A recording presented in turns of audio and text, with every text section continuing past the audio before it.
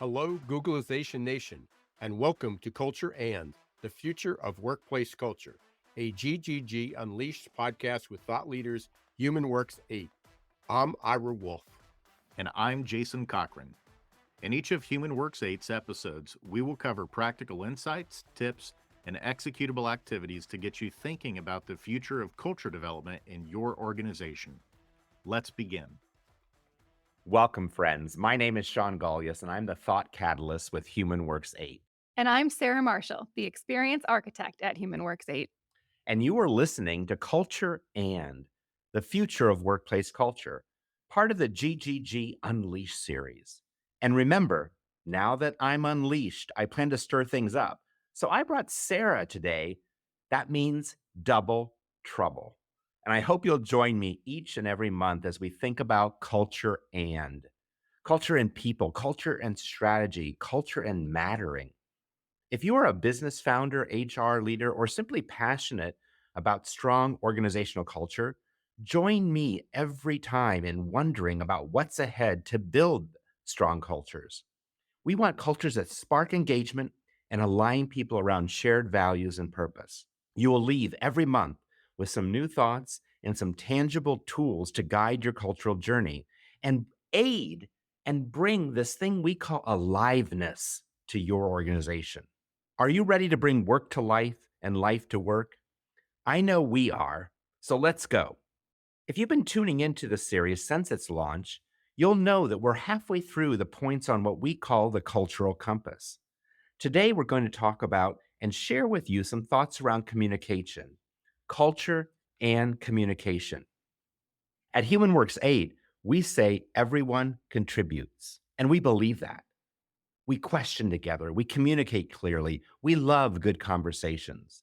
We believe each person has a voice and a valuable point of view, be it through your internal communication channels such as an intranet, email, or live all-hands meetings, through pulse survey questions, feedback loops, team meetings, and of course, one-on-one communication. When we ask executive leaders and business owners about top challenges, time and again, they say communication. It always tops the list. And I know if there's anyone who can dig into the details of communication challenges and what exactly someone means when they say communication is an issue at an organization, it's Sarah. Thanks, Shawn. Communication is the single most effective way to help the members of your team feel connected and aligned to each other and to your organization's reason for being.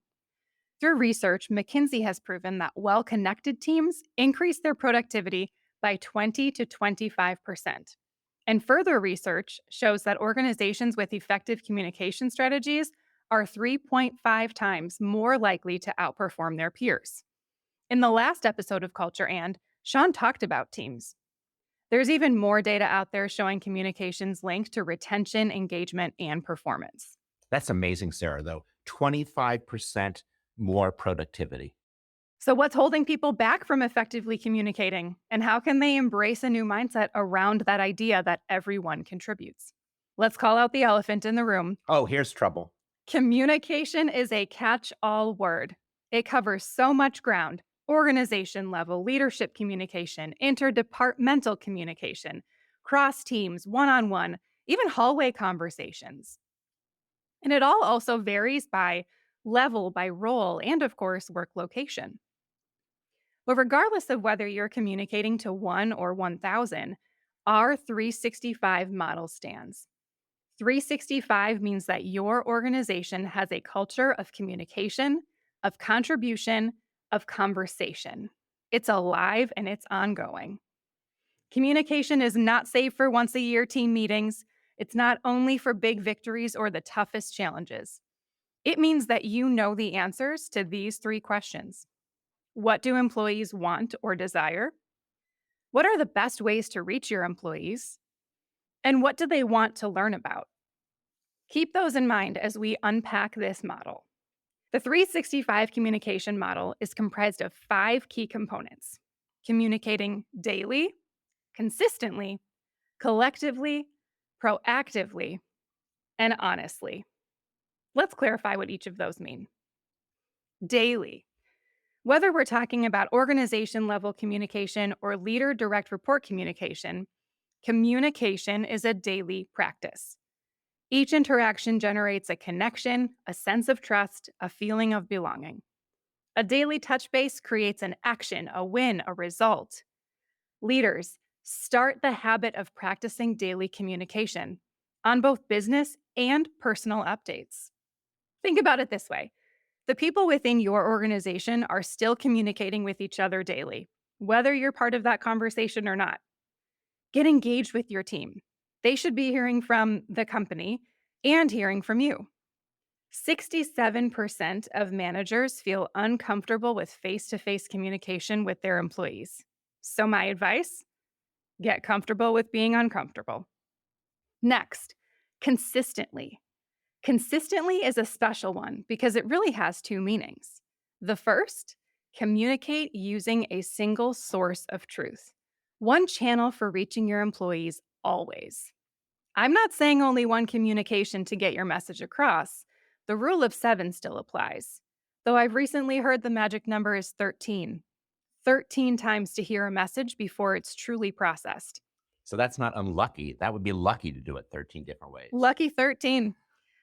What I mean is create a hub of communications. Think company intranet. When your employees know where to tune in and aren't expected to search multiple channels, communications are better received and employees begin to trust the source. Your organization level communications are always happening the same way, on the intranet. This single source of truth platform is still supported by the many other channels you probably thought of when I mentioned the rule of 7. Get creative and meet employees where they are. Team chats, office signage, email, and more. That's all for message reinforcement. But shift the expectations you have for how employees access information. Drive your team members to the intranet. And it is hard work to do that, but don't give up just yet. And when it comes to communications, you've heard this before, consistency is key. If 74% of employees believe they are missing out on important company information, give them a reason to put their minds at ease. A single source of truth. Your invariable practice of communicating via the intranet. And think about this: a single source of truth starts with the company's voice at the organizational level, but it's very much supported by the leader's voice, which should really be an echo. Leaders are key to maintaining this consistency across communication. I love that thought and that image of a leader's voice being an echo of the organization, Sarah. It's true. And here's the second meaning: consistency means using one common language across your humanscape. We have one at HumanWorks 8, and it's tied to our values, our ways of working, our unique strengths, our foundation of Colby wisdom.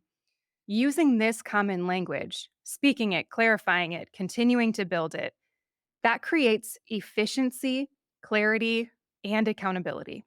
It's present in our processes, frameworks, and daily communications. And there are words we use and ones we really intentionally don't. So, what's your organization's language? How is it formed? How is it being used? And how is it introduced to new members of the team? Maintaining that common language is a practice. Keep building. Whew, consistency is a big one. Still with me? I'm still with you, Sarah, and I just want to echo your two consistency points: that single point of truth and that common language, and the growth of that language we believe are so important to a strong organizational culture. Exactly. Ready for number 3? Collectively. This one might shock you. Remember how Shawn said we believe everyone should have a voice? Communication comes from everyone at your organization.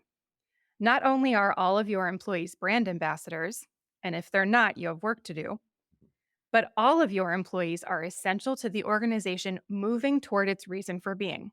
It's not just the loud ones, not just the ones with the highest salaries or with communication in their titles. Getting employees involved in being both the messenger and the active recipient creates a culture of contribution that strengthens team connection and engagement.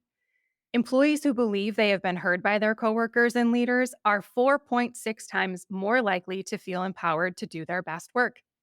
Doesn't that sound good? That is what is needed. not just sounds good. It's almost like an imperative that organizations need to focus on and take intentional action around. So, how can they do this? Invite and empower them to share team updates, major project progress. Let them submit announcements, team photos, calendar suggestions. Commit to your process for vetting and sharing their content. This culture of contribution influences the way an organization operates at every level. If your intranet is a site that is of, by, and for the employees, empowering and valuing voices, departments and teams will be guided that same way too. The most important thing to remember here is this word: conversation. Talking with people, not talking at them.